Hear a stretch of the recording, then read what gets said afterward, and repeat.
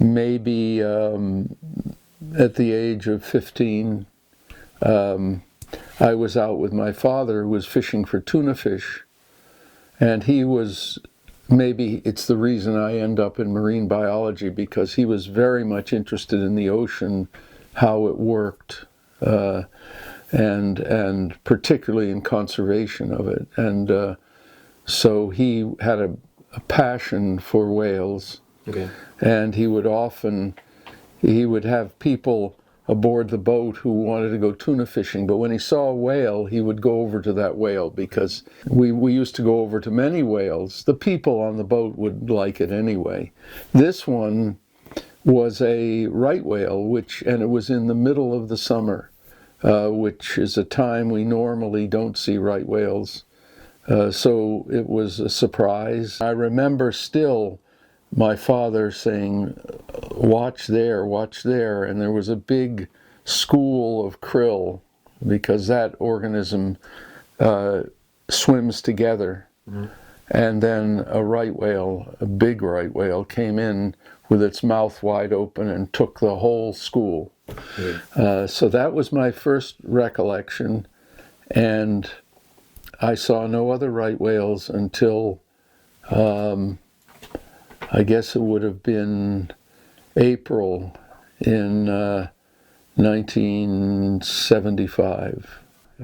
Yeah, the first entangled right whale that I worked on in any depth was an animal called 2030, and this was about 97, something like that. And it was a particularly nasty entanglement, and it was the first time I'd really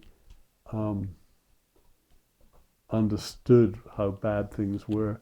2030 had gill net wrapped around both armpits and over the back, and the head rope had dissected off the blubber, so it was still alive, swimming with a big patch of blubber missing. And Stormy and Dave Matilla were up in the Bay of Fundy, and I was there too. I was asked to try and inject antibiotics into it. And so I spent quite a lot of time waiting for them to fail to disentangle it. And I wasn't going to subject it to the drugs and the whole injection thing unless they had a chance it was going to live. And that didn't happen. So I actually didn't go to the necropsy, but I worked up the case, from the desk point of view quite closely, and it became the poster child for me of these entanglements. The first right whale, I'm trying to remember the order of things. I think it was the one in Virginia Beach. I'm trying to remember between two cases which one came first. There was a whale in Virginia Beach, adult right whale, that we went down to examine that had been entangled in line for a long time. And so this case was one of the many cases that's written about in the mortality paper that we published a couple of years ago, where the line was so deeply embedded in the pectoral flippers that the bone itself was growing and formed this horrible lesion. You could just see how deeply that line was cutting into the bone, and that bone was trying to repair. Yep, it's that case. The bone was trying to repair itself, but wasn't able to do that because that line was still persisting there.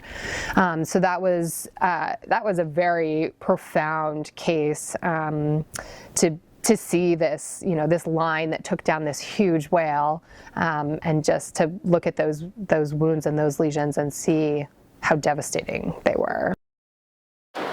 I wanted something more out of rope after the first time that I did it. I think that it wasn't until you and I started tying together where I was like really enjoying rope. Yeah. Because I felt like the missing piece to the experience that I had was coming together. Yeah. Like I feel like you and I were communicating more and having more emotional experiences when we were tying than when I was first introduced to rope. When I first got hooked on rope, I used to go over to a friend of mine's house, and she had like beams and stuff in the house, and she's like, oh, well, why don't you bring a friend of yours over and suspend it now, her, and I was like 1 in the morning, and we we were practicing random stuff at like 1 a.m, and it was fun, and everybody was laughing and joking, and we were having a great time. And I realized that like rope, I could do something that like not the average person just straight up could not do. And and people were enjoying it, and it gave me a sense of community. And those were things that I liked at that time, and bondage really spoke to me at that point. As far as when I got into this, we started tying this in early 2019 this way, and I think both of us found that ropes now mean something almost spiritual, and we've now been crazy hooked on